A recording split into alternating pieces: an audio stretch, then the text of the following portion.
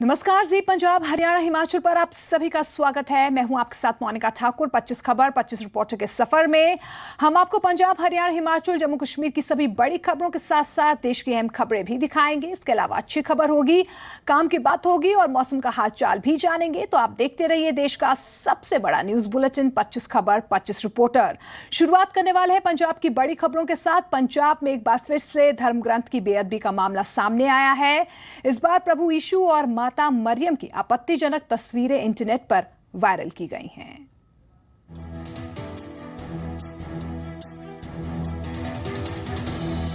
पंजाब में बेअदबी के मामले थमने का नाम नहीं ले रहे। इस बार ईसा मसीह की तस्वीरों की बेअदबी की घटना से ईसाई समुदाय में रोष है। श्री गुरु ग्रंथ साहब, कुरान शरीफ और अब ईसा मसीह के तस्वीरों की बेअदबी का मामला सामने आया है। इंटरनेट पर प्रभु यीशु और माता मरियम की आपत्तिजनक तस्वीरें डाली गई हैं, जिससे ईसाई समुदाय के लोगों में खासा रोष है। उन्होंने शरारती तत्वों की गिरफ्तारी की मांग को लेकर लुधियाना में रोष मार्च भी निकाला। क्रिश्चियन समुदाय के लोगों ने अज्ञात शख्स के खिलाफ शिकायत दर्ज करवाई है। उनकी मांग है कि बेअदबी को अंजाम देने वालों को पकड़कर उन्हें सख्त से सख्त सजा दिलवाई जाए। इन्होंने एक मंग पत्र ये दिता है भी किसी शरारती अंसर ने इंटरनेट के उपर कोई इन्हों की रिलीजियस गुरु जी ने उन्होंने कोई फोटो विवादास्पद जी इंटरनेट पर पाई है, वो संबंध में असीं इन्हूं पूरा तस्दीक करके जो भी शरारती अंसर फिगर आउट होगा उसके खिलाफ कार्रवाई की जाऊगी। पिछले 6 महीने के भीतर अलग अलग धर्मों के पवित्र ग्रंथों की बेअदबी की घटनाएं सामने आ चुकी हैं। लुधियाना से ब्यूरो रिपोर्ट के साथ बलदेव शर्मा, जी मीडिया। जी पंजाब हरियाणा हिमाचल की खबर का फिर से असर हुआ है। चंडीगढ़ में 2 साल पहले इंडस्ट्रियल एरिया फेज 1 में सिविल डिस्पेंसरी में लैब बनाई गई थी, लेकिन ये लैब खंडहर बन गई थी। जी पंजाब हरियाणा हिमाचल में खबर दिखाए जाने के बाद अब प्रशासन की नींद टूटी है। चंडीगढ़ इंडस्ट्रियल एरिया के फेज 1 में सिविल डिस्पेंसरी में बनी लैब खंडहर का रूप धारण कर चुकी है, लेकिन जी पंजाब हरियाणा हिमाचल में खबर दिखाए जाने के बाद इसके अच्छे दिन लौटने की उम्मीद बढ़ गई है। ये वो बिल्डिंग है जो 2 साल पहले डिस्पेंसरी के लैब के लिए 26.5 लाख रुपए की लागत से बनाई गई थी, लेकिन कुछ विवादों के चलते ये बिल्डिंग कभी लैब नहीं बन पाई। हाँ, देखते ही देखते खंडहर में तब्दील जरूर हो गई। जी मीडिया ने प्रशासन की इस अनदेखी की खबर को प्रमुखता से उठाया तो इसका जोरदार असर हुआ। उनकी नींद खुली और शनिवार को चंडीगढ़ के मेयर अरुण सूद बिल्डिंग का जायजा लेने पहुंच गए। देखा तो बिल्डिंग चकाचक चमक रही थी। इस दौरान मेयर के साथ दूसरे अधिकारी भी मौजूद थे। उन्होंने बिल्डिंग की हालत की जानकारी ली तो बताया गया कि इसका आधा बचा हुआ काम चंडीगढ़ प्रशासन को करना था, जो कि नहीं किया गया। तब मेयर ने 2 महीने में काम पूरा कराने की बात कही। 2 महीने के लिए हमने टाइम बाउंड किया है कि 2 महीने के अंदर अंदर ये सारी जो इसकी रिकारपेटिंग होनी है, इसके पीसीसी टाइल्स लगनी है, बावर्ड वायर लगनी है और एडमिनिस्ट्रेशन के लोगों ने जो इलेक्ट्रिकल का और पब्लिक हेल्थ का काम करना है वो सब कंप्लीट करके हम इस बिल्डिंग को बिल्कुल फिनिश कर देंगे 2 महीने में। वहीं एरिया के पार्षद सतीश कैंथ ने कहा कि मेयर की विजिट के बाद उन्हें उम्मीद है कि यहाँ काम जल्द पूरा होगा। यहाँ पर हमने जो एक लेबोरेटरी खोलनी है, यहाँ पर फिजियोथेरेपिस्ट रखना है और डेंटिस्ट रखना है, तो उसका भी काम साथ के साथ चलता रहे। तो मैं एक बार फिर अपने मेयर साहब का धन्यवाद करता हूँ भी उन्होंने जाके यहाँ पे आज ये अच्छा इनिशिएटिव लिया जिससे हमारा काम अच्छा हो जाएगा और लोगों को इसकी सुविधाएं मिल पाएंगी। वहीं इंडस्ट्रियल एरिया में काम कर रहे मजदूरों ने उम्मीद जताई कि अब जल्द ही लैब खुल जाएगी और मजदूरों को टेस्ट करवाने के लिए अस्पतालों में धक्के नहीं खाने पड़ेंगे। अरे सुविधा तो बहुत कुछ होगा। सुविधा तो जब डिस्पेंसरी खुल जाएगी तो हमारे सुविधा हो जाएगी। चंडीगढ़ के मेयर ने लैब की बिल्डिंग का दौरा करके 2 महीने में काम पूरा कराने का भरोसा दिया है। नीतिका महेश्वरी के साथ विमल कुमार, जी मीडिया, चंडीगढ़। सोनीपत के गोहाना में मुख्यमंत्री मनोहर लाल खट्टर ने विकास रैली की। मुख्यमंत्री ने इस दौरान गोहाना के विकास के लिए 150 करोड़ की योजनाओं का ऐलान किया। हरियाणा के मुख्यमंत्री मनोहर लाल खट्टर ने गोहाना को 150 करोड़ की परियोजनाओं का तोहफा दिया है। सोनीपत के गोहाना में मुख्यमंत्री खट्टर ने विकास रैली में शिरकत की। इस मौके पर सीएम मनोहर लाल खट्टर ने गोहाना को 150 करोड़ रुपए की परियोजनाओं की सौगात दी। जिसमें 3 बिजली सबस्टेशन, 22 करोड़ की लागत से सीवर पाइपलाइन और 9 करोड़ की लागत से बनाए जाने वाले खेल स्टेडियम शामिल हैं। इसके अलावा पानीपत दिल्ली हाईवे पर लाइटनिंग का काम करवाया जाएगा। सूबे में पानी की बचत और जरूरत की खातिर मुख्यमंत्री ने 50 नई झीलों के निर्माण की बात कही है। जितना पानी जहाँ झीलें नई बनाई जा सकती है, ऐसी 50 लगभग झीलें हम नई निर्माण करने के लिए सोच रहे हैं कि उसका घोषणा करके अलग अलग जो लो लेवल डिप एरिया है उसमें ऐसी झीलें बनाएंगे ताकि ये पानी चार्जिंग रिचार्जिंग के माध्यम से जमीन के अंदर जाए और जमीन का जो नीचे गिरता स्तर है पानी का वो ऊपर उठ सके। सीएम खट्टर ने खेल मंत्री के नेतृत्व में रियो ओलंपिक में शामिल होने गए प्रतिनिधिमंडल पर होने वाले खर्च को लेकर भी दो टूक जवाब दिया। उनका कहना है कि विरोधियों को तो बोलने की आदत है। खेलों के हित के लिए, खेलों को बढ़ावा देने के लिए 1 करोड़ हमारे लिए कोई खास बात नहीं है। कारण क्या कि हमने एक खिलाड़ी को जो जीत करके आते हैं, जो ओलंपिक में मानो गोल्ड मेडल लेके आता है, उस एक खिलाड़ी को 6 करोड़ देने की घोषणा की है। जो दूसरा प्राइज लेता है रजत सिल्वर मेडल लेके आएगा, उसको भी हमने 4 करोड़ देने की बात कही है। हमारे खेलों के ऊपर लगभग 200 करोड़ रुपए हर साल खर्च होना है। इसलिए हमारी अगर टीम गई है आलोचना करने के लिए, विपक्ष को खुली छूट है, जितनी आलोचना करें। सीएम खट्टर ने नई वाटर योजना के तहत सूबे में पानी की बचत के लिए 50 नई झीलें तैयार किए जाने की भी घोषणा की है। सोनीपत से राजेश खत्री के साथ विनोद मित्तल, जी मीडिया। हरियाणा के युवाओं को नशे से निजात दिलाने के लिए अब हरियाणा पुलिस और पंचायतों ने हाथ मिला लिया है। हरियाणा पुलिस ने नशे के सौदागरों पर नकेल कसने के लिए और युवाओं को नशे से दूर रखने के लिए पंचों सरपंचों से हाथ मिलाया है। युवाओं में बढ़ते नशे के प्रचलन को लेकर हरियाणा पुलिस भी चिंतित है। यही वजह है कि सूबे की पुलिस ने ड्रग्स के गोरख धंधे पर शिकंजा कसने की कोशिशें तेज कर दी हैं। साथ ही युवाओं को नशे से दूर रखने के लिए समाज को जागरूक करने में जुटी है। इसी कड़ी में हरियाणा पुलिस के एडीजीपी यमुनानगर पहुंचे, जहां उन्होंने पंचों और सरपंचों के साथ इस चिंता को साझा किया और नशे की रोकथाम के लिए उनसे सहयोग की अपील की। हरियाणा पुलिस ने ऐलान किया है कि नशा बेचने वालों को पकड़वाने वाले की पहचान गुप्त रखी जाएगी और उन्हें उचित इनाम भी दिया जाएगा। पहल को पुख्ता बनाने के लिए एडीजीपी ने अपना नंबर तक जारी कर दिया। वो जिस तरीके से संपर्क करते हैं, जो नशे के जो सौदागर हैं, वो इस तरीके से चलाते हैं अपने सिस्टम को कि बीच में लिंक खाली छोड़ देते हैं, वो जानकारी नहीं हो पाती। तो मैं ये कह सकता हूँ कि किसी केस में सफलता भी मिलेगी पकड़ने में और किसी में नहीं भी मिलेगी। दोनों तरह के होंगे। हाँ, एफर्ट्स ज़्यादा करेंगे तो सफलता का लेवल बढ़ जाएगा। हरियाणा के एडीजीपी ने ये साफ किया है कि नशा बेचने वालों का सुराग देने वाले को इनाम के साथ उसका नाम भी गुप्त रखा जाएगा। यमुनानगर से वीना रानी, जी मीडिया। भिवानी से निजी स्कूल के बच्चों का टूर अनुष्का के लिए आखिरी साबित हुआ। कैसे, ये रिपोर्ट देखिए। भिवानी की एक मासूम बच्ची की वाटर पार्क टूर के दौरान पुख्ता सुरक्षा बंदोबस्त न होने के चलते मौत हो गई। हरियाणा के भिवानी से निजी स्कूल के बच्चों का टूर अनुष्का के लिए आखिरी पिकनिक साबित हुआ। अनुष्का की जिद के आगे पिता सूरज ने घुटने टेकते हुए उसे वाटर पार्क भेज दिया, जहां साथी बच्चों के संग साइकिलिंग के दौरान वाटर पार्क में डूबने से उसकी मौत हो गई। इसके बाद स्कूल प्रशासन और वाटर पार्क प्रबंधन उसके माता पिता को सूचना देने की बजाय गुमराह करते रहे। एक बच्चा बस सबसे बड़ी गलती की और मेरी मैडम की जिद थी कि बच्चे का नाम लिखाओ और भी स्कूल बगल में थे, जबकि अकेला पैदल जाती थी मैडम। उधर मीडिया और सिटी पुलिस एसएचओ के दखल के बाद वाटर पार्क मैनेजर के खिलाफ लापरवाही बरतने का मामला दर्ज किया गया। ये लापरवाही, वहाँ लाइफ गार्ड थे, 7 लाइफ गार्ड लगे हुए थे और विजय शुक्ला इसके संचालक हैं। इन्होंने ये टूर प्रोग्राम के पैसे लेकर के बच्चों को उतारा, लेकिन पूरे इक्विपमेंट ना होने के कारण वाटर पार्क की जो क्वालिफिकेशन है वो मुकम्मल इक्विपमेंट ना होने के कारण सभी की लापरवाही से। पुलिस ने वाटर पार्क में पुख्ता लाइफ सेविंग उपकरण का बंदोबस्त नहीं होने के चलते प्रबंधक के खिलाफ केस दर्ज कर लिया है। राष्ट्र के जी मीडिया, रोहतक। डेरा सच्चा सौदा प्रमुख का जन्मदिन है। इस मौके पर संत गुरमीत राम रहीम ने पौधारोपण किया। डेरा प्रमुख ने इस दौरान खिलाड़ियों को ब्रांड एम्बेसडर बनाने की हिमायत की।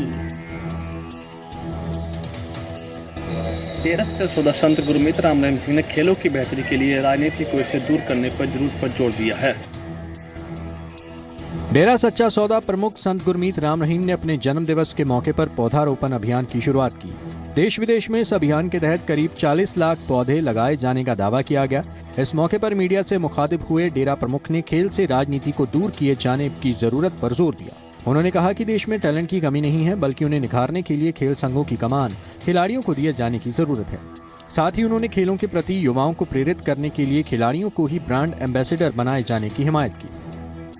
टैलेंट इतना भरा पड़ा है, चाहे कोई भी स्टेट हो, कहने सुनने से परे, पर उनको आगे ले जाना ये बड़ा मुश्किल हुआ पड़ा है। क्योंकि जैसे आपने बोल ही दिया है कि यही कारण है राजनीति का चक्कर, कि कम से कम गेम और डॉक्टरी, जो दो चीजें इससे अगर आजाद हो जाएं तो फिर स्वस्थ है और देश का भला हो सकता है।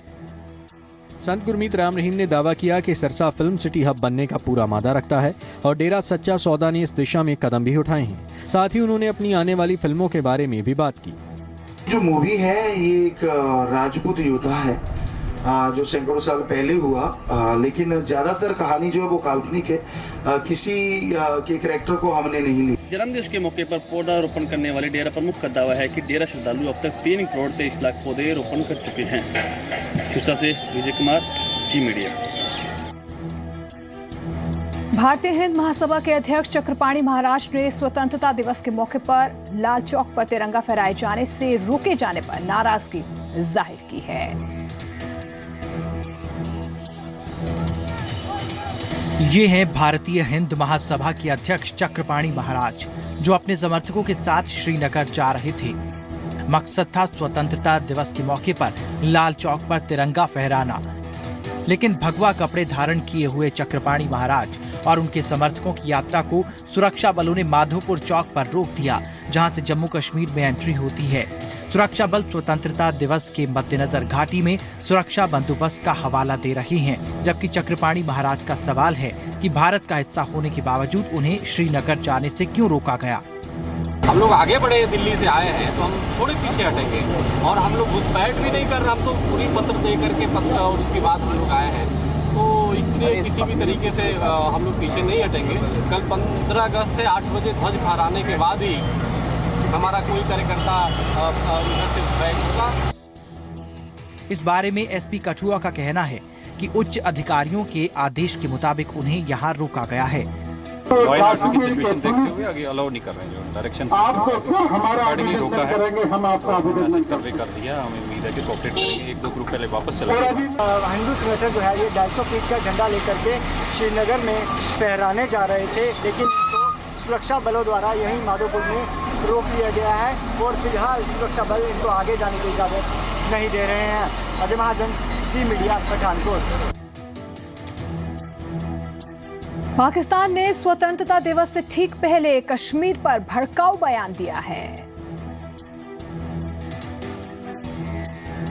भारत में पाकिस्तानी उच्चायुक्त अब्दुल बासित ने पाकिस्तानी स्वतंत्रता दिवस के मौके पर कश्मीर को लेकर के बेहद गैर जिम्मेदाराना बयान दिया है।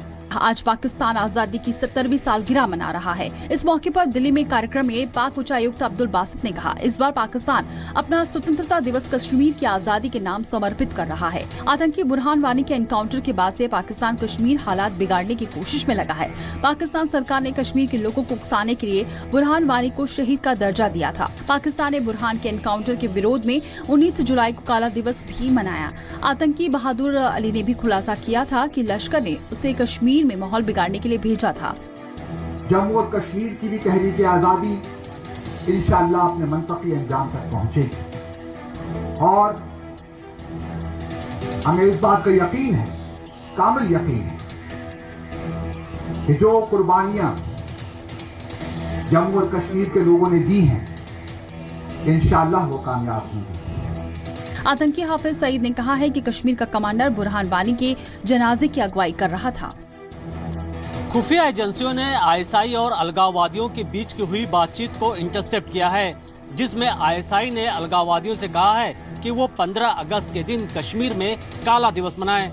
ब्यूरो रिपोर्ट, जी मीडिया। पाकिस्तान में हिंदू लड़कियों के जबरन धर्म परिवर्तन के खिलाफ वहां के हिंदुओं ने जबरदस्त विरोध प्रदर्शन किया। हिंदू लड़कियों के जबरन धर्म परिवर्तन के विरोध में पाकिस्तान में हिंदू संगठनों ने विरोध प्रदर्शन किया और आवाज बुलंद की। पाकिस्तान में हिंदू लड़कियों के जबरन धर्म परिवर्तन के खिलाफ वहां के हिंदुओं ने जबरदस्त विरोध प्रदर्शन किया। पाकिस्तान के हिंदू आबादी वाले शहरों में हिंदुओं ने ये प्रदर्शन किए। विरोध प्रदर्शन में पाकिस्तानी हिंदुओं ने मियां मिट्ठू पर सख्त कार्रवाई की मांग की। मियां मिट्ठू हिंदुओं और खासकर हिंदू लड़कियों का अपहरण करवाकर उनका जबरदस्ती धर्म परिवर्तन करवाने में कुख्यात है। ये 24 जुलाई की बात है जब मियां मिट्टू के गुंडों ने मेरी बहन के घर में दाखिल होकर मेरी भांजी को उठाया था। मीरपुर माधोपुर की पुलिस हमारी FIR काटने के लिए तैयार नहीं थी। पूरा शहर बंद हुआ। हम लोगों ने रोड ब्लॉक किए, फिर FIR हमारी काटी गई। मियां मिट्ठू के खिलाफ 117 मामले दर्ज हैं। मियां मिट्ठू के खिलाफ प्रदर्शन 11 अगस्त को शुरू हुए। दरअसल 11 अगस्त को ही पाकिस्तान में अल्पसंख्यक दिवस मनाया जाता है। पाकिस्तान की 18 करोड़ की आबादी में आपको बता दें 2% हिंदुओं की है। रविंदर सिंह, जी मीडिया। पाकिस्तान में आज स्वतंत्रता दिवस मनाया गया। इस मौके पर वाघा बॉर्डर पर पाक रेंजर्स ने भारतीय सैनिकों को मिठाई भेंट की। पाक रेंजर्स ने स्वतंत्रता दिवस के मौके पर सादकी और वाघा बॉर्डर पर भारतीय सैनिकों को मिठाई भेंट की। पाकिस्तान सैनिकों ने भारत से सटी सीमा पर फाजिल्का के सादकी बॉर्डर और बाघा बॉर्डर पर अपना आजादी दिवस मनाया। इस मौके पर पाक रेंजर्स ने दोनों देशों के रिश्तों की तलखी को दरकिनार करते हुए भारतीय सैनिकों को मिठाइयां भेंट की। उधर फाजिल्का के सादकी बॉर्डर पर पाकिस्तान के विंग कमांडर अफजल मोहम्मद चौधरी ने भारतीय सेना के कमांडर दिवेश कुमार को मिठाई भेंट की और दोनों देशों में आपसी भाईचारा बना रहे इसकी कामना की। भारतीय सैनिकों ने भी पाक जवानों को इस मौके पर बधाई दी। 14 अगस्त पे हमने रेंजर्स ने हमें स्वीट दिया, उनके उपलक्ष्य में उन्होंने हमें स्वीट दी। पंजाब से सटे बॉर्डर्स पर मिठाई भेंट करना और दूसरी ओर जम्मू कश्मीर में सीज फायर का उल्लंघन पाकिस्तान के दोहरे रवैये की पोल खोल रहा है। सुनील नागपाल, जी मीडिया, फाजिल्का। 15 अगस्त से पहले पाकिस्तान का दोहरा चरित्र सामने आया है। एक ओर वो सीमा पर मिठाई बांट रहा है तो दूसरी ओर गोलीबारी कर रहा है। 15 अगस्त से पहले पाकिस्तान ने सीमा पर सीज फायर का उल्लंघन किया है। पाकिस्तान ने जम्मू में पुंछ जिले के शाहपुर कांदी इलाके में गोलीबारी की। रात करीब 3 बजे से शुरू हुई फायरिंग कई घंटों तक जारी रही। पहले पाकिस्तान की तरफ से लाइट मशीन गन से फायरिंग शुरू हुई, इसके बाद कई मोर्टार भी दागे गए। भारतीय सेना ने भी इसका मुंहतोड़ जवाब दिया। By being soft, relations will improve significantly, but that has not been so. Pakistan has instead used the opportunity to initially create a situation of no war, no peace. Because of continuous cross ceasefire violations, then they brought in proxy war, where they started, and then since the proxy war and no peace did not give them sufficient dividends. मैं समझता हूँ पाकिस्तान नाम का देश बच नहीं पाएगा अगर वो तुरंत इस आतंकवादी हिंसात्मक प्रवृत्तियों को रोकथाम नहीं करें। 2015 में पाकिस्तान ने 405 बार सीज फायर तोड़ा, जिसमें 16 स्थानीय नागरिकों की मौत हो गई, 71 लोग घायल हुए। यूरोपीय यूनियन और संयुक्त राष्ट्र मानवाधिकार आयोग में बलूचिस्तान के प्रतिनिधि मेहरान मारी ने पाकिस्तान का कच्चा चिट्ठा खोला है। मेहरान ने पाकिस्तान के अलावा चीन से भी खतरा बताया। यूएन और यूरोपियन यूनियन में बलूचिस्तान के मुद्दे को लेकर पाकिस्तान की पोल खुल गई है, वहीं चीन पर भी उंगलियां उठी हैं। मेहरान मारी ने कहा, जब से नवाज शरीफ पाकिस्तान के पीएम बने हैं तब से बलूचिस्तान में पाक सेना की गतिविधियां और बढ़ गई हैं। मेहरान मारी ने यह भी कहा कि चीन से बलूचिस्तान के लोगों को उतना ही खतरा है जितना कि पाकिस्तान से। China is really spreading its tentacles in Balochistan very rapidly, and therefore we are appealing to the international community. Since Nawaz Sharif's government has come into power, the military has increased its activities in Balochistan. Pakistani सरकार ने हाल ही में चीन के साथ economic corridor को लेकर एक समझौता किया है। इस समझौते के जरिए पाकिस्तान चीन को बलूचिस्तान में करीब 2000 एकड़ जमीन मुहैया कराएगा। चीन इकोनॉमिक कॉरिडोर में $49 मिलियन का निवेश करेगा। चीन एक वादर पोर्ट बना रहा है। बलूचिस्तान प्राकृतिक संसाधनों से संपन्न है। यहाँ गैस और तेल के भंडार हैं। पाकिस्तान आर्मी पर बलूचिस्तान के लोगों पर अत्याचार के आरोप लगते रहे हैं। एक रिपोर्ट के मुताबिक पाक सेना साल 2000 से अब तक 20,000 से ज्यादा बलोच नागरिकों की हत्या कर चुकी है। हाल ही में प्रधानमंत्री मोदी ने कहा था कि पीओके भारत का अभिन्न हिस्सा है और पाकिस्तान को बलूचिस्तान व पीओके में हो रहे लोगों पर अत्याचार का जवाब देना होगा। ब्यूरो रिपोर्ट के साथ राकेश रोहिला, जी मीडिया। सोमवार को देश 70वां स्वतंत्रता दिवस मनाने जा रहा है। कल सुबह पीएम मोदी लाल किले पर तिरंगा फहराएंगे। स्वतंत्रता दिवस के मद्देनजर सुरक्षा के कड़े इंतजाम किए गए हैं। स्वतंत्रता दिवस को लेकर दिल्ली में सुरक्षा व्यवस्था कड़ी कर दी गई है। सभी बॉर्डर एरियाज, सभी सड़कों पर दिल्ली पुलिस तैनात की गई है। दिल्ली में लाल किले के पास बेहद कड़ी सुरक्षा व्यवस्था की गई है। 15 अगस्त को सुबह 5 बजे से लेकर सुबह 9 बजे तक लाल किले की ओर जाने वाले रास्ते ट्रैफिक के लिए बंद रहेंगे। तिलक मार्ग, मथुरा रोड, सुभाष मार्ग, जवाहरलाल नेहरू मार्ग और रिंग रोड पर निजामुद्दीन से ISBT तक जाने वाली सड़कों पर जाने से बचे। दक्षिण दिल्ली से उत्तरी दिल्ली तक जाने के लिए सफदरजंग रोड से मंदिर मार्ग होते हुए रानी झांसी मार्ग का इस्तेमाल करें। सभी सड़कों पर दिल्ली पुलिस तैनात की गई है। हम इस वक्त जनपद पर खड़े हैं, जहाँ पर जो है यहाँ बैरिकेडिंग लगाई गई है। साथ ही दिल्ली पुलिस भी तैनात है, उनके साथ CRPF के जवान भी तैनात किए गए हैं। दिल्ली में सुरक्षा के मद्देनजर जगह जगह भारी सुरक्षा बल तैनात किया गया है। 400 स्नाइपर्स और 9,000 सशस्त्र सुरक्षा कर्मी लाल किला और उसके आसपास तैनात रहेंगे। समारोह स्थल के 500 मीटर के दायरे में मकानों पर CISF के 40 अचूक निशानेबाज तैनात रहेंगे। लाल किले के आसपास के इलाकों में करीब 500 CCTV कैमरे लगाए गए हैं। स्वतंत्रता दिवस को लेकर सुरक्षा व्यवस्था कड़ी करी गई है। यहाँ पर हर जगह CCTV कैमरास लगाए गए हैं, HD कैमरास भी लगाए गए हैं, जिनकी हर पल मॉनिटरिंग की जा रही है ताकि किसी भी अप्रिय घटना से बचा जा सके। कैमरामैन अमित के साथ यशस्विका, जी मीडिया, दिल्ली। स्वतंत्रता दिवस पर माता वैष्णो देवी के भवन और रास्ते में सुरक्षा कड़ी कर दी गई है। रेलवे स्टेशन और भवन के ट्रैक पर हर आने जाने वाले की चेकिंग की जा रही है। स्वतंत्रता दिवस की तैयारियों के मद्देनजर कटरा में सुरक्षा के कड़े बंदोबस्त किए गए हैं। माता वैष्णो देवी भवन पर जाने वाले रास्ते, शहर के बस स्टैंड और रेलवे स्टेशन पर सुरक्षा बलों की पैनी निगाह है। स्वतंत्रता दिवस के मद्देनजर सुरक्षा एजेंसियों ने अलर्ट जारी कर दिया है। वहीं आतंकी हमले की आशंका को देखते हुए कटरा शहर, रेलवे स्टेशन और भवन के ट्रैक पर सुरक्षा के कड़े बंदोबस्त किए गए हैं। पहाड़ी इलाकों में सेना ने मोर्चा संभाला हुआ है, तो CRPF और पुलिस ट्रैक और शहर में सक्रिय है। अपने जितने भी यहाँ नाके हैं, जितने भी इनकमिंग व्हीकल्स हमारी आती हैं नाकों के थ्रू, सभी को हमने ब्रीफिंग दी है कि वो एक्स्ट्रा अलर्ट रहेंगे और वो चेकिंग जो है सभी गाड़ियों की बिल्कुल थॉरली करेंगे, ताकि कोई भी यहाँ सस्पिशियस आदमी या फिर किसी भी टाइप का कोई असला बारूद या कोई हथियार यहाँ पे न आ सके। इसके अलावा हमने पूरे एरिया को डोमिनेट करने के लिए हम रेगुलर पेट्रोलिंग भी करते हैं। जहां कटरा की सुरक्षा के लिए CRPF के साथ स्थानीय पुलिस की तैनाती है, वहीं रेलवे स्टेशन की सुरक्षा का जिम्मा RPF ने लिया है। पूरे रेलवे स्टेशन पर खास बंदोबस्त किए गए हैं। हर आने जाने वाले की गहनता से जांच की जा रही है। हमने स्टेशन को 4 हिस्सों में डिवाइड किया हुआ है। आउटस्कर्ट्स में हमारी 5 जगह पे गार्ड्स लगी हैं।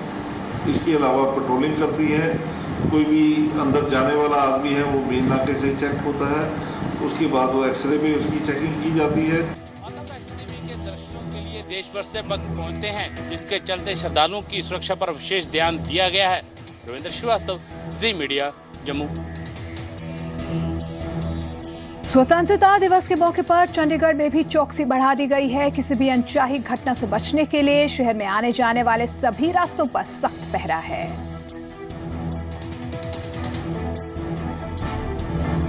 स्वतंत्रता दिवस के मौके पर किसी भी अनचाही घटना से बचने के लिए चंडीगढ़ में एंट्री पॉइंट पर नाके लगा दिए गए हैं। इसके साथ ही बस स्टैंड पर हर आने जाने वाली बस की तलाशी ली जा रही है।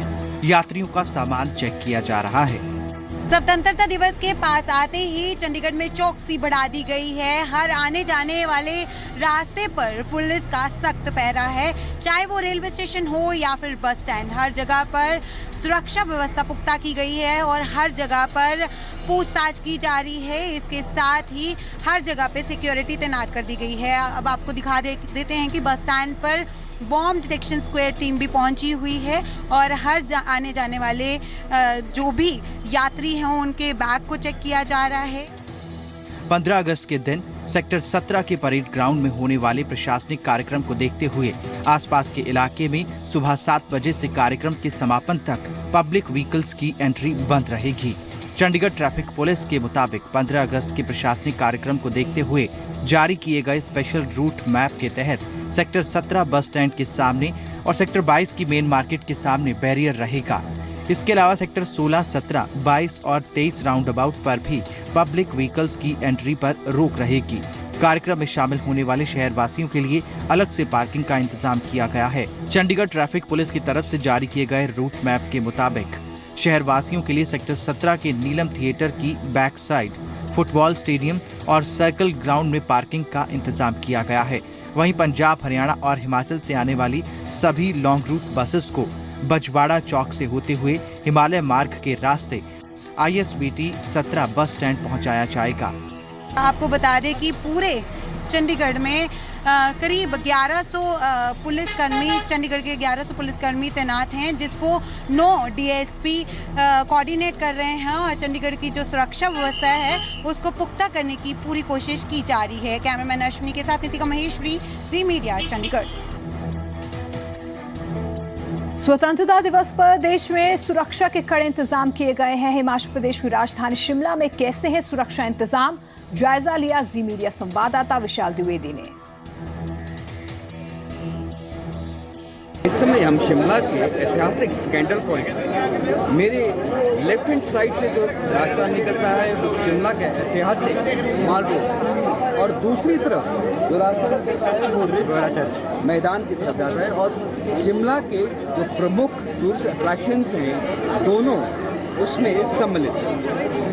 पर क्योंकि एक वीकेंड है और आज़ादी का एक पावन पर्व है जो कल सेलिब्रेट किया जाएगा, शिमला में इसके चलते भारी भीड़ है पर्यटकों। पर जैसे कि जो विजुअल्स हैं, जो चित्र हैं, वो ये दिखा रहे हैं कि कहीं भी जो खाकी वर्दी है, जो पुलिस है, वो नहीं दिखाई दे रही है। तो सिक्योरिटी के जो इंतजामात हैं, इसमें देखा गया है कि कहीं ना कहीं इंडिपेंडेंस के टाइम में, रिपब्लिक डे के समय पर जो टेररिस्ट हैं या जो एंटी सोशल एलिमेंट्स हैं वो देश में किसी न किसी तरह से डिस्टर्बेंस पैदा करना चाहते हैं। पर इतनी भारी भीड़ के बावजूद हिमाचल की जो राजधानी है शिमला में, वहाँ पे कहीं भी पुलिस का इंतजाम नहीं दिख रहा। क्योंकि हिमाचल एक देवभूमि है तो कहीं ना कहीं सरकार देवताओं के ऊपर ज्यादा निर्भर दिख रही है और अपने कर्म के ऊपर कम। कैमरामैन अशोक सोनी के साथ विशाल द्विवेदी, जी मीडिया, शिमला। करीब 5 साल बाद बीजेपी से अलग होकर हिलोपा का गठन करने वाले महेश्वर सिंह आज अपने समर्थकों के साथ फिर से बीजेपी में शामिल हो गए। कुल्लू के विधायक महेश्वर सिंह आखिरकार बीजेपी में शामिल हो गए। इस बाबत कुल्लू में एक खास कार्यक्रम आयोजित किया गया जिसमें प्रदेश बीजेपी के तमाम बड़े नेता मौजूद रहे। महेश्वर सिंह ने इस मौके पर अपनी पार्टी हिलोपा का बीजेपी में विलय करते हुए इसे घर वापसी करार दिया है। घर वापसी हुई है, उसके लिए भारतीय जनता पार्टी के सब कार्यकर्ता, नेतागण और जो मेरे साथ 5 वर्ष पूर्व घर छोड़कर हमने अपनी एक नई पार्टी का गठन किया था, वो सब घर वापसी के लिए प्रेरणा के स्रोत बने। नया इतिहास रचें, हम सबको मिलजुल कर चलना होगा। उधर हिमाचल बीजेपी के वरिष्ठ नेता और पूर्व सीएम प्रेम कुमार धूमल का दावा है कि महेश्वर की घर वापसी से प्रदेश को कांग्रेस मुक्त करने में मदद मिलेगी। भारतीय जनता पार्टी जो प्रदेश को कांग्रेस मुक्त करने का प्रयास कर रही है उसमें बड़ा सहयोग मिलेगा। जो साथी हमसे पिछड़े थे वो फिर वापस आए हैं और मैं कुल्लू जिला के नेताओं को विशेष करके बहुत धन्यवाद और बधाई देना चाहता हूँ। बड़े खुले मन से इन्होंने उनको स्वीकार किया है और सब मिलकर आगे बढ़ेंगे। चारों की चारों सीटें कुल्लू की भी जीतेंगे। और लगभग 5 साल पहले महेश्वर सिंह नाराज होकर बीजेपी से अलग हो गए थे। चुनाव से ऐन पहले बीजेपी में वापसी करके उन्होंने पार्टी को मजबूत करने का काम किया है। कुल्लू से एस गोपालपुरी, जी मीडिया। शहीद हंगपन दादा को अशोक चक्र से सम्मानित किया जाएगा, ये रिपोर्ट देखिए। जम्मू कश्मीर की समसाबरी रेंज में आतंकियों से लोहा लेते शहीद हुए हवलदार हंगपन दादा को अशोक चक्र से सम्मानित किया जाएगा। इसी साल मई में 36 साल के हंगपन दादा जम्मू कश्मीर के शमसाबरी रेंज में आतंकियों से मुठभेड़ के दौरान शहीद हो गए थे। 13,000 फीट की ऊंचाई वाले इलाके में तैनात हंगपन दादा ने पीओके की तरफ से घुसपैठ कर रहे आतंकियों का सीधा मुकाबला किया था। करीब 18 घंटे तक एनकाउंटर के बाद हंगपन दादा ने 3 आतंकियों को ढेर कर दिया था। बुरी तरह घायल होने के बाद भी वो डटे रहे। बाद में अस्पताल में इलाज के दौरान उन्होंने दम तोड़ दिया। हंगपन दादा अरुणाचल प्रदेश में बोदूरिया गाँव के रहने वाले थे।